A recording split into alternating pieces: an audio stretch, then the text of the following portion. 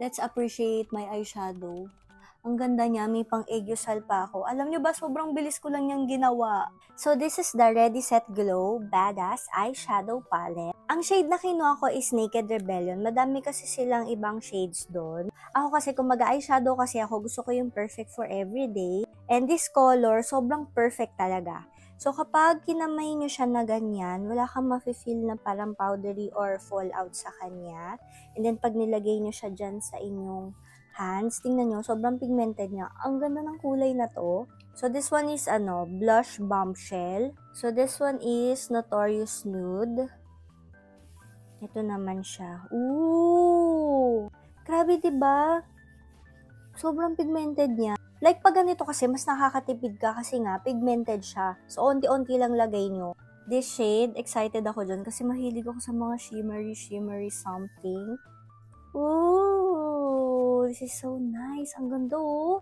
Again, ito yung mga shades niya. Itong isang shade na to is more on the natural side din. So, kapag nag-eyeshadow, hindi ako masyado gumagamit ng brush.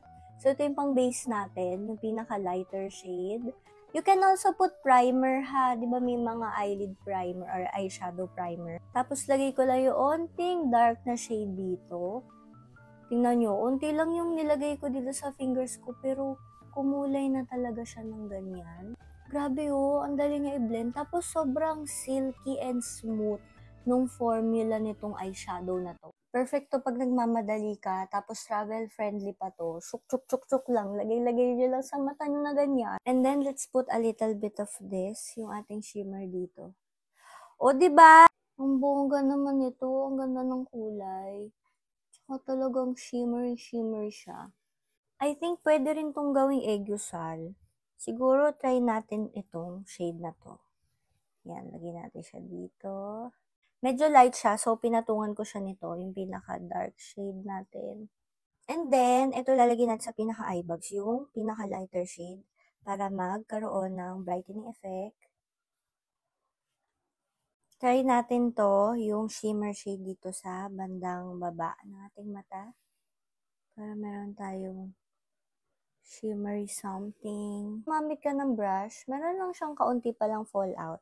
Pero pag fingers naman, talagang wala kang makikitang fallout. But it's so good pa rin. Kasi parang yung ano niya, parang medyo creamy na pa-powder eh. So, here's the final look, guys. Look at that. O, diba? Sobrang natural lang talaga niya. And I must say, ang ganda nito. Kasi sobrang compact. Andito na lahat. May pang aegosal na ako. Tsaka pang eyeshadow kineme dyan.